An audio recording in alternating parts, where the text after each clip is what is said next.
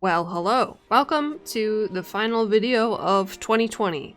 I mean, I didn't really post that many videos in 2020 in comparison to previous years, but it's still the end of the year and we still have to celebrate, okay? And we're gonna celebrate by doing our yearly tradition, which I've done twice now already. This will be the third time.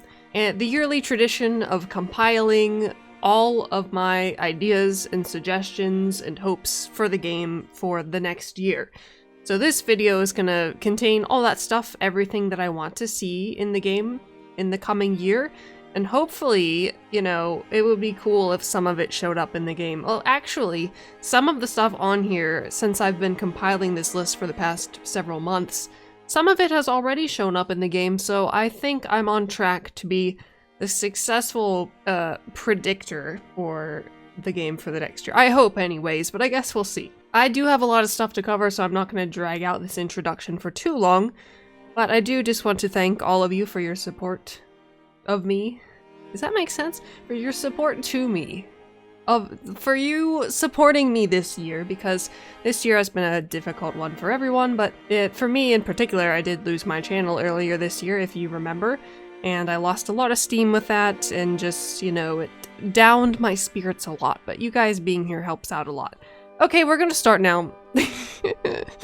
The first category for my suggestions is, of course, going to be guilds, because guilds are a pretty important aspect of the game and they haven't really gotten an update in the past ever. I did see somebody say that the guild marks limit is currently 50k on preview and not 20k. So I don't know if that's indicative of a change or update coming. I also don't know if that's true because I didn't check myself, but if it is, you know, it might be a little something, or it just might be a convenience thing, who knows. So my suggestions for guilds for the next year, I think some of these I suggested in previous years, but I would like for there to be an option for you to set the name of your alliance, because it just goes off the name of the Helm Guild, and then if you're not in the Helm Guild and you've got the alliance title thing checked, it shows you the same as if you were in the Helm Guild, and that can be pretty confusing. So if you're able to set a title for your alliance, you could have that display and it would be like the Silvery is Awesome Alliance, and that would show under your name instead of, you know, the name of your guild or your Helm Guild. I just think that would clear up some confusion. Another thing that I would like to see is an alliance event calendar. We do already have a guild event list thingy, but nobody really uses it because it doesn't go off of the time zone that you are in.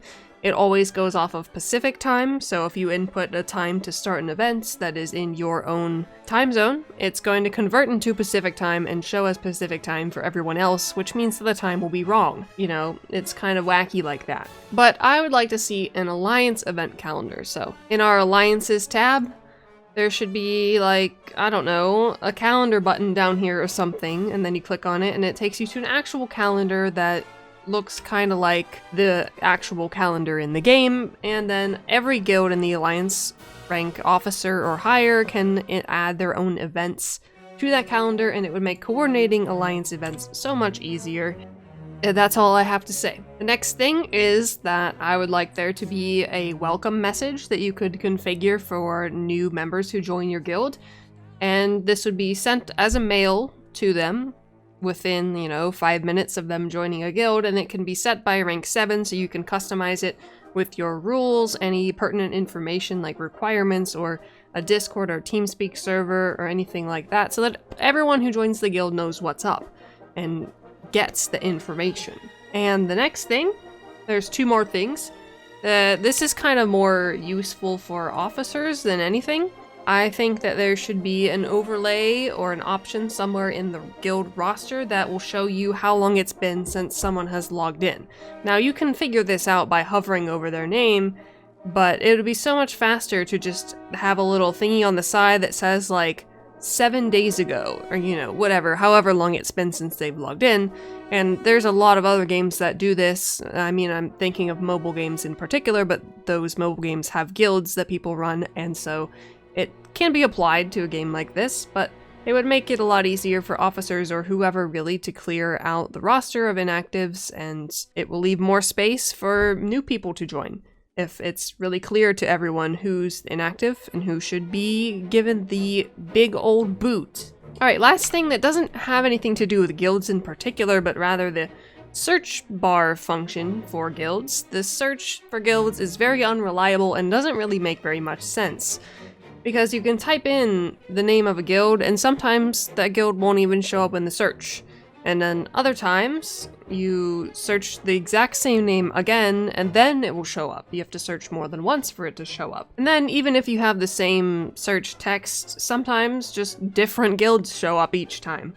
And it's confusing and it makes trying to find a specific guild difficult, and it just kind of needs a little bit of polishing, I guess. Okay, now I'm just going to briefly touch on what I suggested for the previous year that you saw in the last video, because I do still think the ideas are relevant and good ideas, but I'm not going to go through explaining the entire thing again, but pretty much I just would like to see updated events rewards for strongholds like Marauders, Dragonflight, and then BHEs to be more relevant and useful for guilds who are trying to level up, and then also a stronghold related dungeon. It kind of like it could go along with the story once a stronghold reaches X town, or what is it called? Town Hall, Guild Hall, Stronghold level. Whatever it's called. I think it's Guild Hall.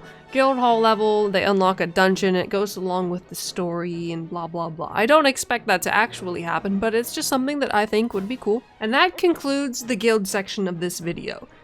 Possibly one of the longer sections of this video, but we'll see. Now next up is a very important section, the true end game for all players, and that is fashion. As you can see, I'm looking very stylish right now in my beautiful crown, and that's just because I am a true endgame player. One of the main things that I would like to see is the ability to save dye presets for certain pieces of equipment, or have fashion loadouts separate from your general main combat loadouts, so that whenever I want to change my outfit, I don't have to re-dye everything every single time. So if I want to change my shirt to another shirt and then go back to this shirt, the dye colors that I have here are not going to be saved, and I'll have to change the dyes from the other shirt to this shirt, and that's just way too much work.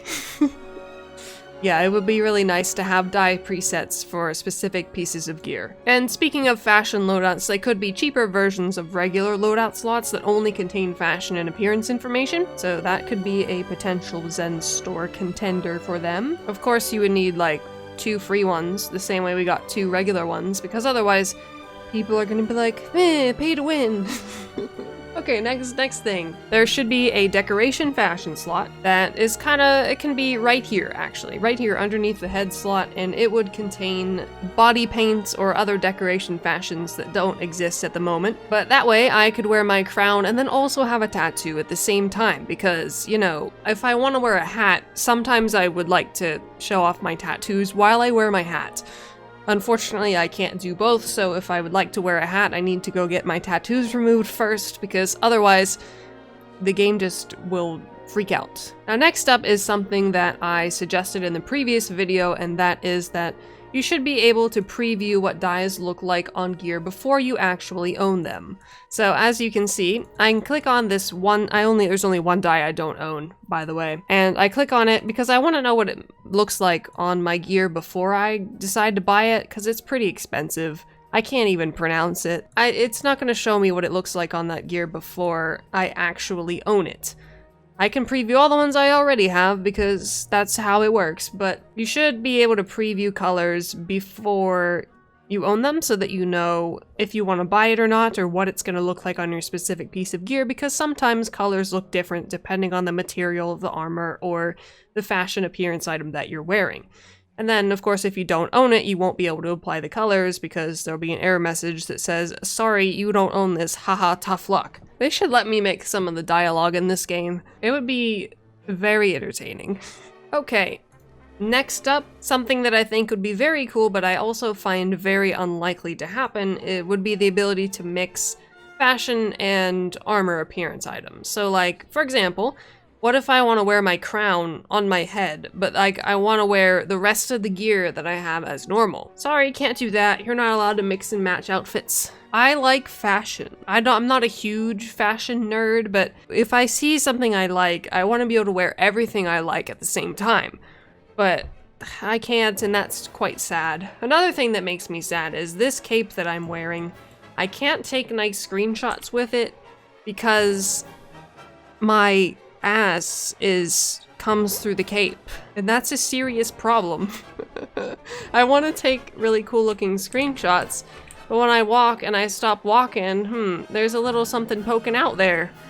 That's a shame. So yeah, please fix. Thanks. Just hide my butt. Anyways, that is it for the fashion section of this video, and next we can talk about mounts a little bit. Mounts got an update this year, and so the first point that I have written here is completely pointless. And this was something that I believe I suggested last year, or maybe intended to and then didn't, but I originally have written here that mount speed should automatically switch to the fastest one when unlocking it for the first time, because so many people didn't realize that you have to actually change it so that when they got an epic or a legendary mount, they didn't go any faster. But now, we don't have that problem because there's only 2 mount speeds, and it always is the fast one unless you change it to be the not fast one. Next up, for mount stuff, account-wide legendary mounts should count towards collections because it's kinda silly that they don't. Now I know that they don't because I have several, and they didn't count towards collections unless I had the not account-wide version. The only ones that do count towards collections are the ones that have only been account-wide and are in collections as account-wide, but if it was, say the Armored Griffin for example, you could have always gotten that just singularly, but it's also possible to have an account-wide version of it. And the account-wide version doesn't unlock it in collections, as you can see, because I have one. That's a shame, and I think that it should unlock regardless of whether it's account-bound or not, so that I can rejoice in my ownership of many rich person items. Okay, next up is a suggestion that I saw suggested in one of Cryptic's Twitch streams back in October. And I don't remember what the stream was actually about, but there was a person in the stream, their username was WalkieTalkieGI, and they suggested an ice skates mount, and I thought that was just super awesome, and I would really like to see that, please. There can be a legendary and a mythic version of it. The mythic version should definitely have like rainbow trails coming off the skates while you go. And then the mythic version can just have like gold or something. That's my suggestion for mounts for the year. Previously I wanted like something really shiny and rainbowy, and then the cosmic stag existed and I was really happy. But ice skates would be the perfect mount for either in January or just next winter festival.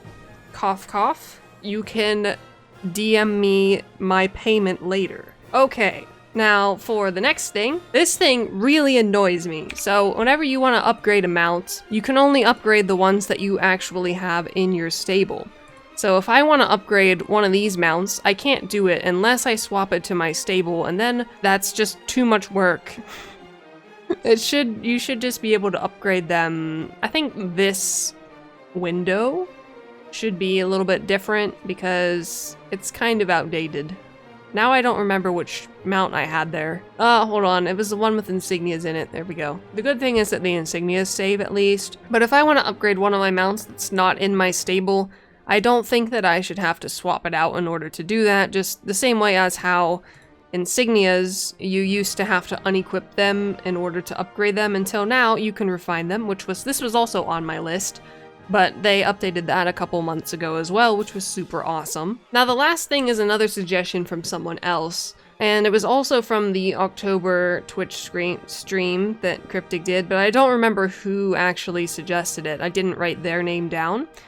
But somebody suggested having a 3-person or a 5-person mega mount that you could transport your entire team with.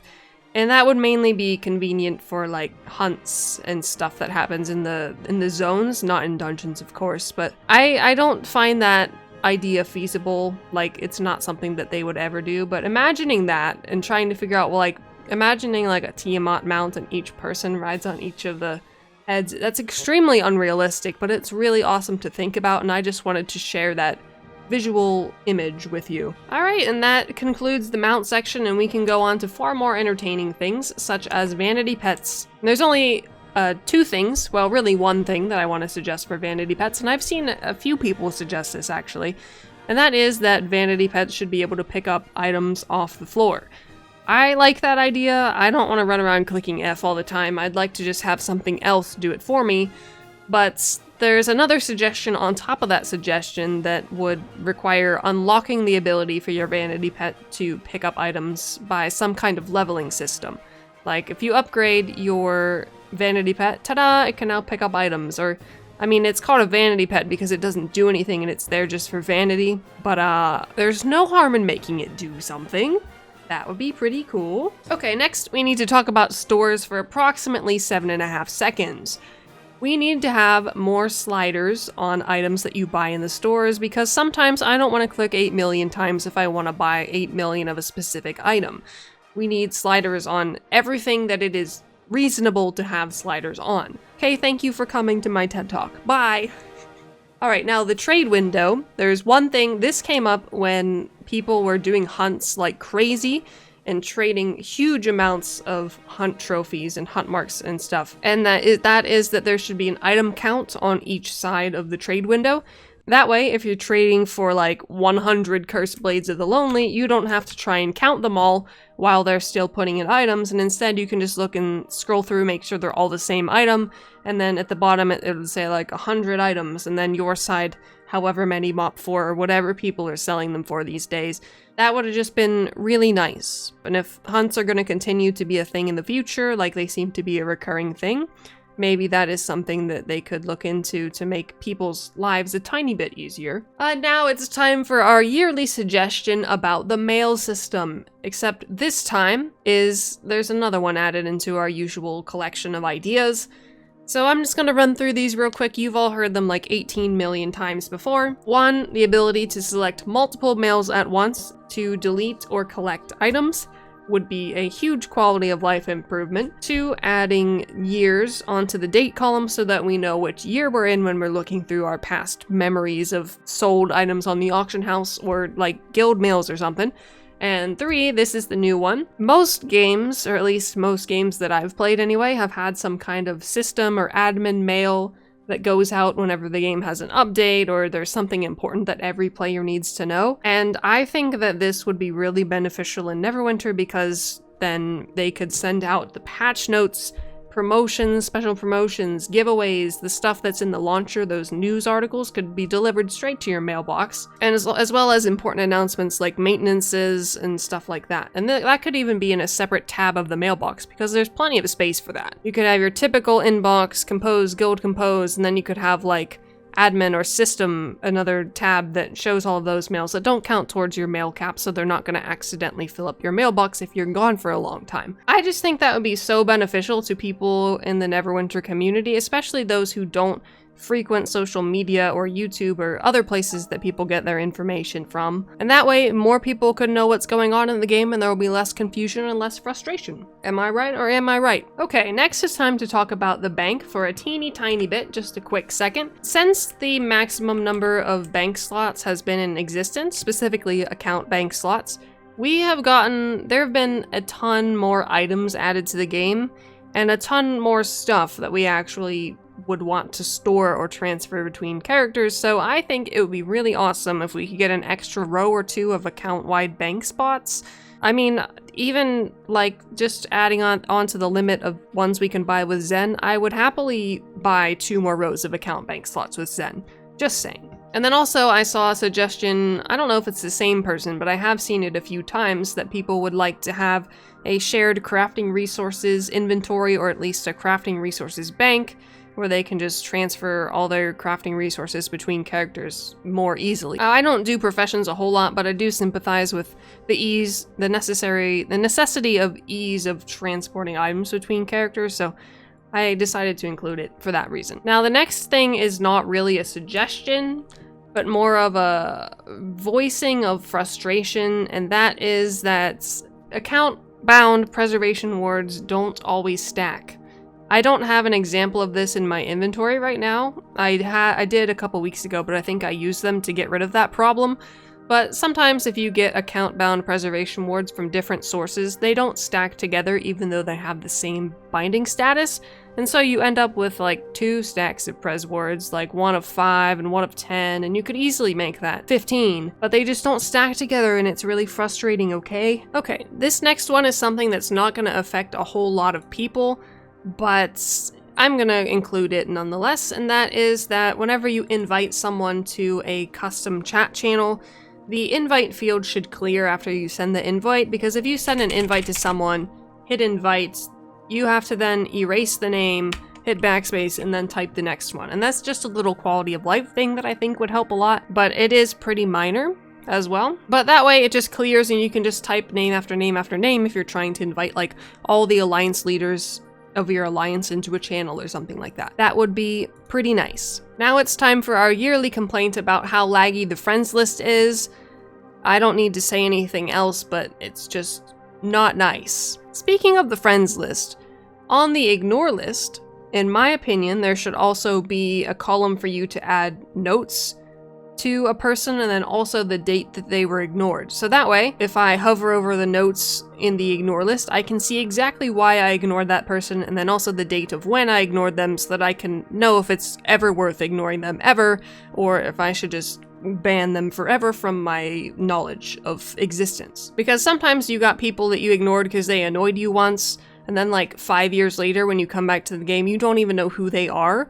But then other times you've got those gold spammers that you don't want to ever see again. So it would be nice to know, to be able to differentiate between the two. Okay, this next one is a kind of selfish request in a way. Like, I think it would be good for the game for only certain people, but anyways, I'll just say it. I think there should be more unique referral milestone rewards, and then also there should be additional rewards for the referrer once the referee reaches certain milestones within the game. So for example, if you refer someone, you know, you get the standard stuff and all that jazz, but then once the person that you referred reaches, you know, level 70 or level 80, 20k item level, and you know, those kind of milestones, or maybe a certain amount of hours played, you get an additional reward because you not only brought someone new to the game, but also brought someone new to the game who stuck with the game.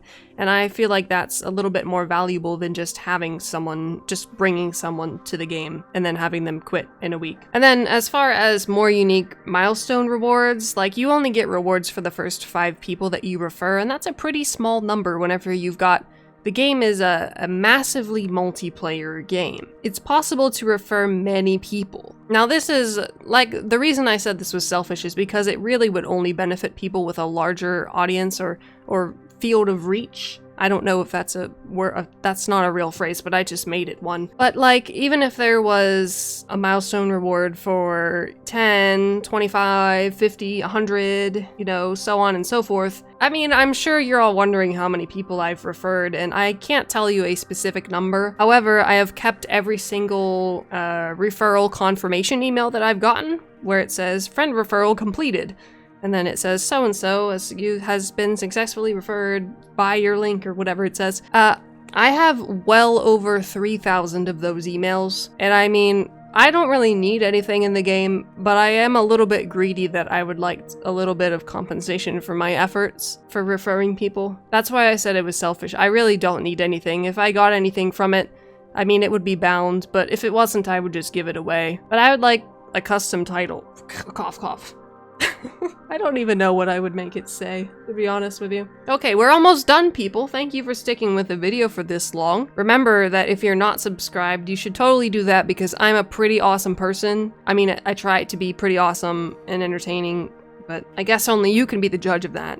If you do decide to subscribe, I would greatly appreciate it. Oh, I forgot one more thing about the referrals. I think there should be somewhere in the social menu that shows you a list of people that you've referred. Like I said, that would be a huge problem for me considering that the friends list is already very laggy, and then having a list of a lot of people, that would be awful. But it would also be really nice to see who you've referred, I think. That's just my opinion. I don't know what you people think. Okay. moving on away from that topic, let's talk about Genie's gifts. Genie's gifts used to be pretty useful for whenever you were gearing up your alts, or working on your alts, I should say. But now we have so many more campaigns and you can only use them in the same 4 campaigns. So my suggestion is to make them usable in more of a wider variety of content, like other campaigns. That's it, that's my suggestion. On to the next one. The next one is actually something that is existing on preview right now, and that is health potions. My suggestion was to have health potions heal for a % of your max health instead of a fixed number because they were pretty useless at modern HP amounts.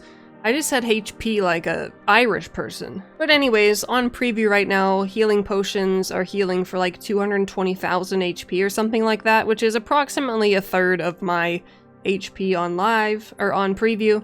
So, they're pretty useful now. At least significantly more useful than they currently are. Okay, just a few more things to go.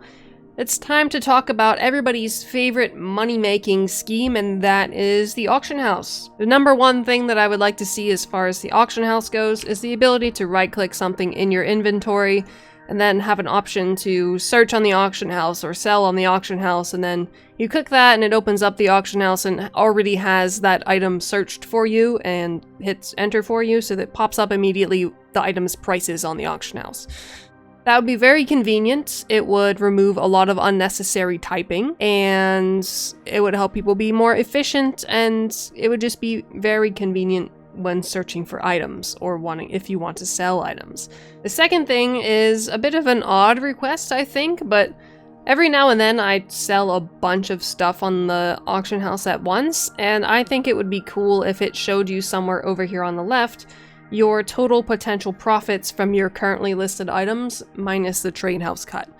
So if you've got like 20 items up for sale right now, it should show you like total potential profit, like 2.3675 million AD. And that would include the 10% that gets taken out whenever you successfully sell an item. That's not really something that is necessary, but I think it would be cool and be kind of a nice quality of life thing, because when I have a lot of things up on the auction house, I don't know if it's just me that does this, but I add up everything all the totals of everything that I'm selling to see how much money I'm gonna make. So that would just make my life a lot easier. Okay, next up is a graphics setting suggestion. I fiddled around with them for quite a while a couple months ago when we were doing all those hunts, and I really was trying to figure out a way to turn off the dust in Avernus, because I found myself squinting at the screen a lot to try and see through the dust that was blowing everywhere, the sand, I guess you would call it, and there's no way to turn it off, and I was actually like getting eye strain headaches trying to see because I couldn't turn it off, and I was kind of annoyed. I'm sure I can't be the only person on this planet who's bothered by the sheer large, massive amounts of sand in that zone. It was fine at first, but when you're spending hours farming in there, it's a little bit much. So the next suggestion isn't going to make a whole lot of sense to the majority of you, because the majority of you won't even know what this is, but that's fine. I'm going to suggest it anyways. I would like to see an update to the demo tool, and what the demo tool is it's I don't want to say a program, but it's a different, I'll use the word program, a different program within Neverwinter. It comes packaged with the game that allows you to make like these nice cinematic, cool videos, or lets you take really nice screenshots and stuff like that. You might know, if any of you know who Enyo is or watch any of her videos, she uses that tool a lot to make a lot of her videos, and it's pretty awesome, okay? But anyways, I would like an update to that because the tool itself is very outdated and could use a lot of even just quality of life improvements. But my main suggestion is for me specifically, because I would really like for there to be just a map that is completely chroma key green screen, so that this way I can make really cool stuff. That is my suggestion. I will just leave it there because most of you don't care about that. So next thing is one suggestion for queues. I don't know if this is a reasonable suggestion or not, but I did see somebody suggest this and I thought about it a little bit and it seemed nice at the time.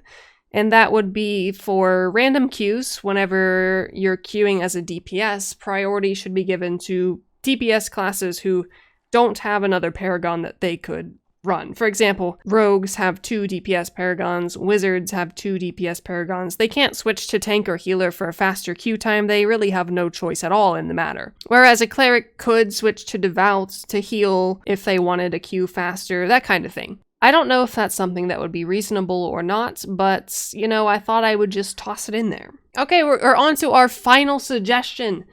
This video is going to be very long, and I am sorry. However, it is actually going to be shorter than last year's, which I'm very surprised about, because I feel like I have a wider variety of suggestions this year.